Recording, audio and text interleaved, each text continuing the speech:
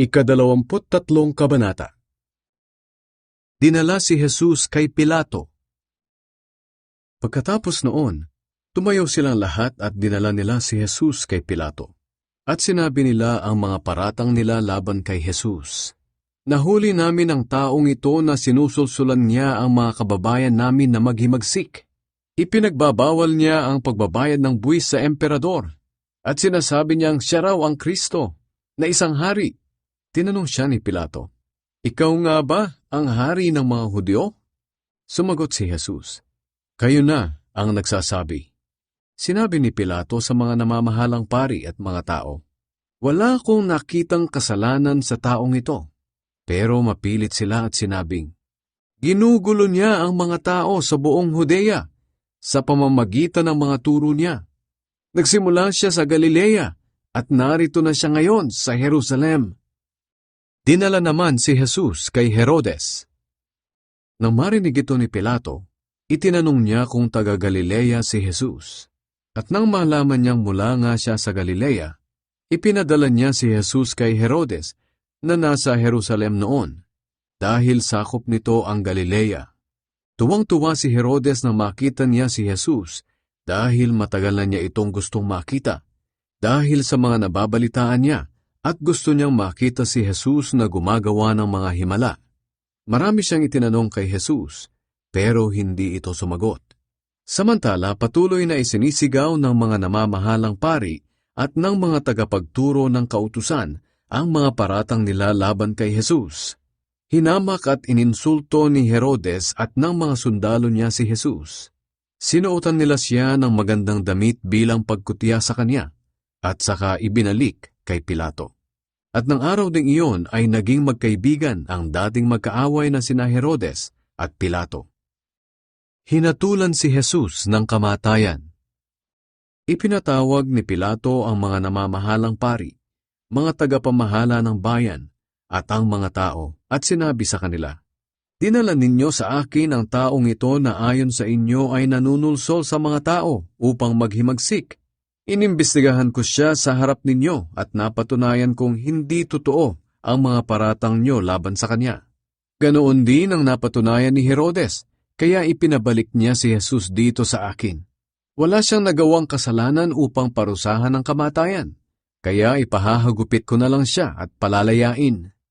Tuwing pista ng paglampas ng anghel, kailangang magpalaya si Pilato ng isang bilanggo, pero sabay-sabay na sumigaw ang mga tao, "Patayin ang taong yan at palayain si Barabas." Si Barabas ay nabilanggo dahil sa paghihimagsik sa Jerusalem at pagpatay. Muling nagsalita si Pilato sa mga tao dahil gusto niyang palayain si Jesus. Pero patuloy ang pagsigaw ng mga tao, "Ipako siya sa krus! Ipako siya sa krus!" Sa ikatlong pagkakataon ay nagsalita si Pilato sa kanila, "Bakit? Anong kasalanan ang ginawa niya? Wala akong nakikitang kasalanan sa kanya para ipapatay siya. Kaya ipahahagupit ko na lang siya at saka palalayain." Pero lalo nilang iginigiit at ipinagsisigawan na ipako siya sa krus. Sa wakas ay nanaig din sila. Kaya pinagbigyan ni Pilato ang kahilingan ng mga tao na ipako sa krus si Jesus. At ayon din sa kahilingan nila, pinalaya niya si Barabas na nabilanggo dahil sa paghihimagsik at pagpatay. Pero ibinigay niya si Jesus sa kanila para gawin ang gusto nila. Ipinako sa krus si Jesus. Nang dinadala na ng mga sundalo si Jesus sa lugar na pagpapakuan sa kanya, nasalubong nila si Simon na taga Cyrene, nakagagaling lang sa bukid. Dinakip nila ito at sapilitan nilang ipinapasan sa kanya ang krus, kasunod ni Jesus. Sinusundan si Jesus ng napakaraming tao, kabilang ang mga babaeng umiiyak at nananaghoy dahil naaawa sila sa kanya. Pero lumingon sa kanila si Jesus at sinabi, "Kayong mga kababaihan ng Jerusalem, huwag ninyo akong iyakan. Ang iyakan ninyo ay ang mga sarili ninyo at ang inyong mga anak. Sapagkat darating ang mga araw na sasabihin ng mga tao, mapalad ang mga babaeng walang anak at walang pinasususong sanggol. Sa mga araw na iyon ay sasabihin ng mga tao sa mga bundok at sa mga burol, tabunan ninyo kami, sapagkat kung ginawa nila ito sa akin na walang kasalanan, Ano pa kaya sa mga taong may kasalanan? Dalawa pang kriminal ang dinala nila upang patayin kasama ni Jesus. Pagdating nila sa lugar na tinatawag na Bungo, ipinako nila sa krus si Jesus at ang dalawang kriminal. Ang isa ay sa kanan ni Jesus at ang isa ay sa kaliwa. Sinabi ni Jesus, "Ama, patawarin mo sila dahil hindi nila nalalaman ang kanilang ginagawa." Nagpalabunutan ng mga sundalo para paghahati-hatian ang mga damit ni Jesus. Habang nakatayo ang mga tao roon at nanonood, iniinsulto ng mga tagapamahala ng bayan si Jesus.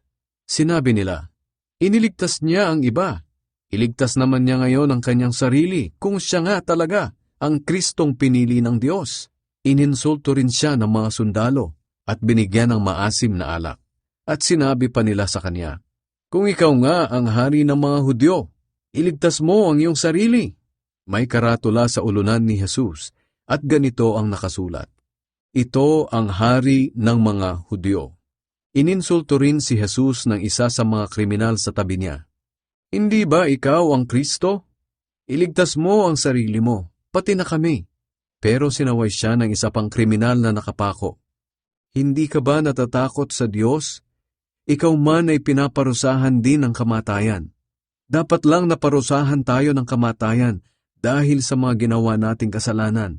Pero ang taong ito'y walang ginawang masama." Pagkatapos ay sinabi niya, "Jesus, alalahanin niyo ako kapag naghahari na kayo." Sumagot si Jesus, "Sasabihin ko sa iyo ang totoo. Ngayon din ay makakasama kita sa paraiso." Ang pagkamatay ni Jesus. Nang mag-aalas 12 na ng tanghali, nawala ang liwanag ng araw at dumilim sa buong lupain sa loob ng 3 oras. At ang kurtina sa loob ng templo ay nahati mula sa itaas hanggang sa ibaba. Sumigaw ng malakas si Jesus, "Ama, ipinagkakatiwala ko sa inyo ang aking espiritu." At pagkasabi niya nito, nalagot ang kanyang hininga. Nang makita ng kapitan ng mga sundalo ang nangyari, pinuri niya ang Diyos at sinabi, "Totoo ngang walang kasalanan ng taong ito." Ang mga taong pumunta roon at nakasaksi sa lahat ng nangyari ay umuwi ng malungkot at dinadagukan ang kanilang mga dibdib. Sa di kalayuan ay nakatayo ang mga kaibigan ni Jesus, pati ang mga babaeng sumama sa kanya mula sa Galilea, at nakita rin nila ang lahat ng nangyari. Ang paglilibing kay Jesus. May isang lalaki na ang pangalan ay Jose. Siya ay taga-Arimatea na sakop ng Judea. Kahit na miyembro siya ng korte ng mga Hudyo, hindi niya sinang-ayunan ang kanilang ginawa kay Jesus. Mabuting tao siya, matuwid, at kabilang sa mga naghihintay sa paghahari ng Diyos. Pumunta si Jose kay Pilato at hiningi ang bangkay ni Jesus. Inalis niya ang bangkay sa krus at binalot ng telang linen. Pagkatapos, inilagay niya ito sa libingang inukit sa gilid ng burol na hindi pa napaglilibingan. Biyernes noon at araw ng paghahanda para sa araw ng pamamahinga. Sinundan si Jose ng mga babaeng sumama kay Jesus mula sa Galilea. Nakita nila ang libingan at ang pagkakalagay doon ng bangkay ni Jesus. Pagkatapos, umuwi sila at naghanda ng sari-saring pabango na ipapahid sa bangkay ni Jesus. At nang magsimula na ang araw ng pamamahinga, nagpahinga sila ayon sa kautusan.